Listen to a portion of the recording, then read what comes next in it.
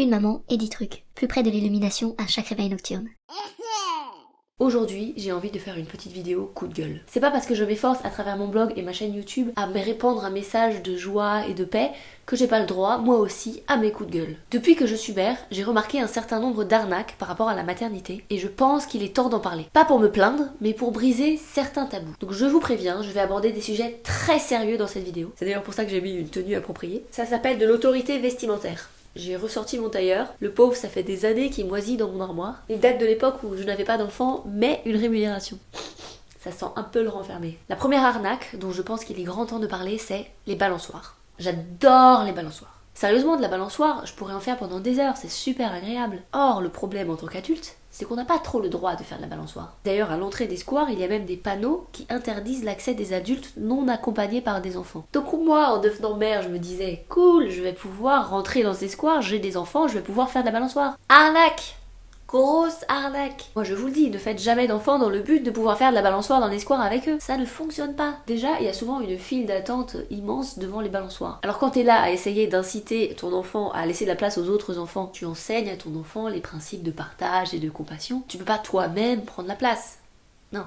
Mais même s'il n'y a pas de file d'attente au balançoire, en fait, toi, quand tu vas au square, t'es censé t'occuper de ton enfant. L'empêcher de grimper dans la poussette d'un autre, de manger du sable, de rester bloqué 30 minutes sur l'échelle du toboggan parce qu'il a vu une fourmi et qu'il a peur. Dans les faits, concrètement, au square, t'as jamais le temps de faire de la balançoire. Ceci dit, il m'est déjà arrivé une fois d'être dans cet espace-temps improbable et magique où mes enfants étaient calmes, à portée de vue, sous contrôle, le square vide, pas de file d'attente, et où j'aurais pu moi-même m'adonner à quelques minutes de balancement pour faire le plein de joie enfantine. Et bah même là, j'ai pas pu faire de la balançoire. Ils ont réussi à inventer des balançoires exprès pour que les parents ne puissent pas en faire. Les balançoires à ceinture inamovible, soi-disant pour la sécurité. Ah, moi j'ai essayé mais j'ai des trop grosses fesses. Je ne peux même pas m'asseoir dessus.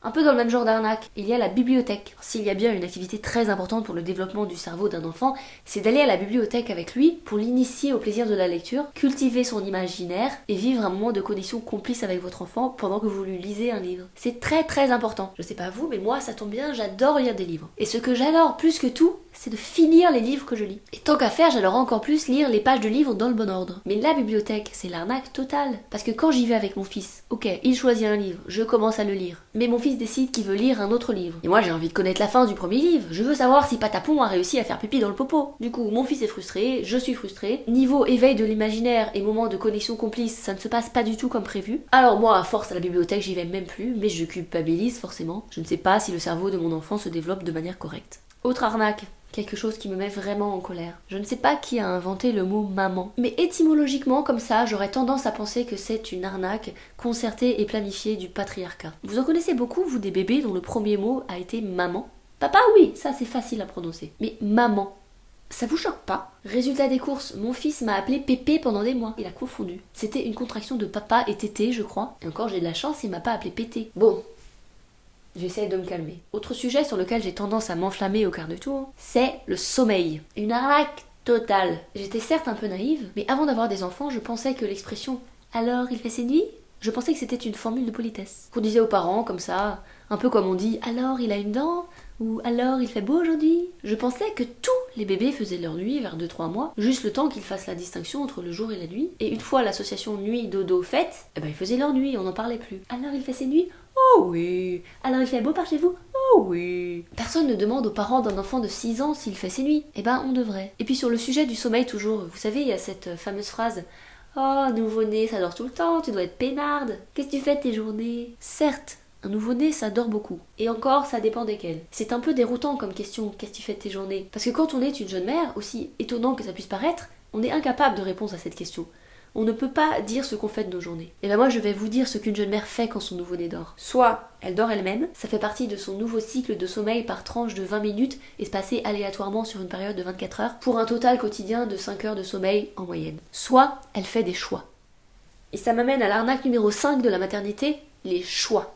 Les choix avec un X, les chouax. Une montagne de chouax. Avant d'être mère, je me disais des mères, il y en a partout, il y en a tout le temps. Ça doit pas être si compliqué. Je veux bien croire que ce soit un chamboulement dans la vie d'une femme, mais moi j'ai vadrouillé dans ma vie, j'en ai vécu des choses, je suis prête.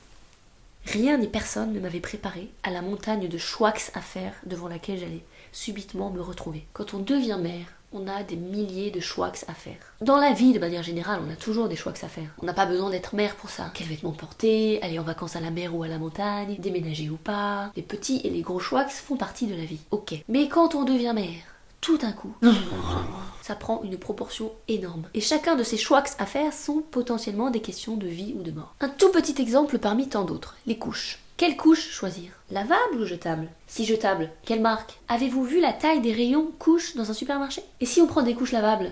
Mon Dieu, il y a des centaines de couches lavables différentes. Et puis avec quelle lessive on va les laver? Ça peut paraître un choix un peu anodin. Pas du tout.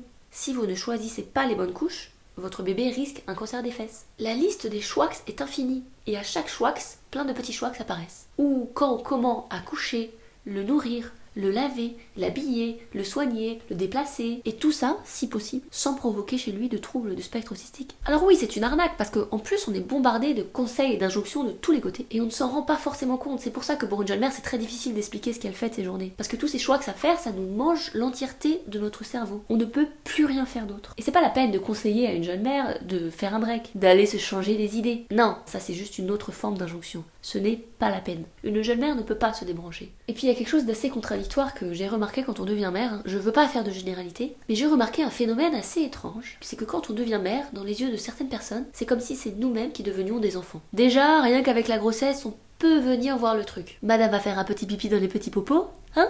Comme patapon. Bon, après la grossesse, il y a l'accouchement. Allez madame, on pousse maintenant. C'est bien, gentil fifi. Et après la suite, j'en parle même pas. Je pense que beaucoup de mères ont plein de petites anecdotes, de rencontres avec des experts qui savaient mieux qu'elles et qui les ont pris un peu de haut. Évidemment, il n'y a pas besoin d'être mère pour les rencontrer, ces experts, mais là, ça prend des tournures assez étonnantes. C'est l'arnaque quand même. C'est la mère là qui est censée être l'adulte dans l'histoire. Bon, ceci dit, je m'énerve un peu, mais c'est vrai qu'il y a plein de personnes formidables dans l'entourage des mères, et toutes les mères ne sont pas sensibles à l'infantilisation. Il y en a qui possèdent en elles un outil qui s'appelle la confiance en soi. C'est très très très important, la confiance en soi. Un enfant a besoin de parents qui ont confiance en eux, afin de se sentir en sécurité avec des adultes responsables qui savent ce qu'ils font. Avant d'avoir des enfants, c'est quelque chose que je savais. La confiance en soi, je savais comment y arriver. J'avais un outil formidable qui s'appelait l'alcool. Un verre de vin et j'étais prête à conquérir le monde. Sauf que l'alcool, moi, j'ai arrêté à ma première grossesse et ça fait des années, j'ai jamais repris. Non mais c'était pas possible, l'alcool, ça me faisait faire et dire n'importe quoi. D'ailleurs, je n'ai plus besoin d'alcool pour dire n'importe quoi, ça j'ai remarqué avec la maternité. Ça me fait dire des trucs, mais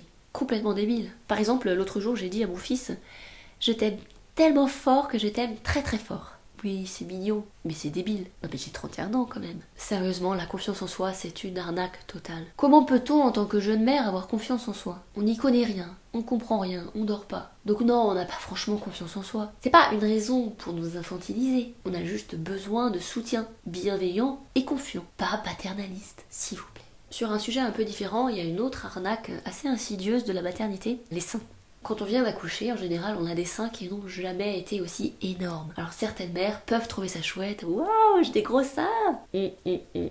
Arnaque. Bon, déjà, ok, ils n'ont jamais été aussi gros, mais ils n'ont aussi jamais été aussi douloureux. Mais surtout, il faut bien comprendre que c'est une situation provisoire. Et c'est même plus insidieux que ça. Pour les mères qui allaitent, les seins gonflent et dégonflent. Au début, c'est un peu impressionnant. Waouh, c'est à ça que ça sert, les seins, j'ai un super pouvoir. Psh, psh, psh, psh, psh. Puis après, ça se stabilise, on s'habitue. À part pour quelques mastites d'ici et là, on y fait moins attention. Mais qu'est-ce qui se passe à la fin? J'appelle ça l'effet gant de toilette. On dirait que les seins sont moins gros qu'avant les enfants. Moi, je vous préviens, faites gaffe, vos bébés mangent vos seins. Et on ne s'en remet pas toutes. Sur le même thème, il y a une autre partie du corps qui ne reprend pas forcément sa forme initiale. En tout cas, pas sans certains efforts. Moi, j'ai fait une erreur, je l'avoue, je vais le regretter. Je le regrette déjà d'ailleurs. Je n'ai pas fait de rééducation du périnée. J'ai toujours eu la flemme. Je n'ai pas fait de sport, je vois pas pourquoi mon périnée ferait exception. Non mais c'est carrément chiant à contracter cette zone-là. Surtout un conseil aux mamans et aux futures mamans, ne faites pas comme moi, ne faites pas la feignasse, faites vos exercices de rééducation du périnée. Moi, Dieu merci, je ne me fais pas encore pipi dessus, je n'ai pas atteint ce stade, pas encore en tout cas, j'arrive toujours à me retenir. Par contre, j'ai un autre problème.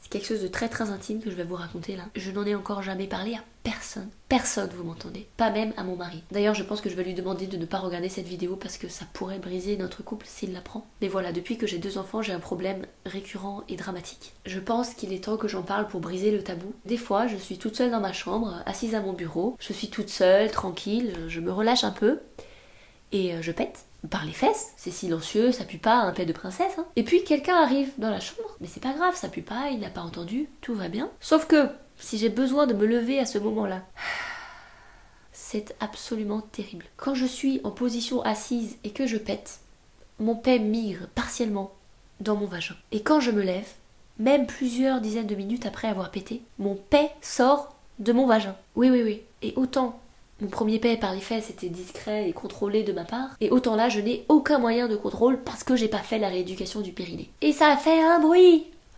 J'essaye de faire croire que c'est le parquet qui grince, mais dans la chambre c'est de la moquette. Alors quand je me lève, je fais gaffe, je contracte à fond mon périnée, mais il est pas assez musclé, ça lâche. Ça s'appelle un froute, contraction des mots prout et foufou. C'est un phénomène assez connu, sauf que dans les froutes classiques, c'est de l'air ambiant qui rentre dans le vagin, typiquement pendant un rapport sexuel, ou encore plus gênant dans une position de yoga, et qui ressort en faisant un bruit de paix. Mais dans ces situations, on comprend bien que ce n'est pas un paix, c'est de l'air ambiant qui est rentré dans le vagin et qui ressort. Or là, dans mon cas, c'est vraiment un paix qui sort de mon vagin. C'est horrible. C'est un effet secondaire des accouchements dont on ne parle pas. Mais alors, pas du tout. J'aimerais savoir si je suis la seule à qui ça arrive. Hashtag mon paix migre dans mon vagin. S'il vous plaît, levons le tabou. Mais l'arnaque ultime, comment dire, mes enfants sont ce que j'ai de plus précieux au monde. Je les aime, mais plus que tout. Je donnerais ma vie pour eux. Je le fais déjà un peu d'ailleurs. Et j'ai beau aimer mes enfants plus que tout au monde, des fois, je déteste être mère. Et l'arnaque, c'est que c'est un truc qu'on n'a pas le droit de dire. Bon, de nos jours, pour la majorité des mères, à part pour les grossesses surprises, c'est quand même un choix d'avoir des enfants. Un choix. Et puis il y a des femmes qui souffrent de ne pas réussir à avoir d'enfants, et c'est terrible. Et puis il y a des choses pires dans le monde que nos états d'âme de maman dépassés par les événements. Et puis c'est pas tous les jours, il y a des moments où c'est super la maternité. Mais c'est comme tout dans la vie, c'est une question d'équilibre, il faut pas être que mère, ok. Il y a un état d'esprit à cultiver, vivre dans la gratitude, avoir des activités ressourçantes à côté, ok. Remplir son propre réservoir affectif, je sais tout ça. J'aime mes enfants plus que tout au monde, mais je n'ai pas le sentiment de m'épanouir en tant que mère. Ah bah c'est sûr, la maternité, ça m'apprend plein de trucs sur moi. Et c'est pas que des trucs très réjouissants. Ceci dit, tout n'est pas noir, hein, ça ne m'empêche pas de pouvoir mettre un tailleur et de parler de mes problèmes de fraude sur YouTube. Peut-être que si je mets une cravate, j'aurai encore plus de poids.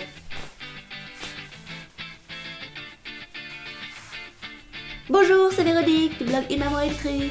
Bah, il paraît qu'il faut faire des vidéos coup de gueule pour faire le buzz. Alors moi je fais. Moi je suis à la mode. Bon mais n'oubliez pas de vous aimer les uns les autres quand même. Hein.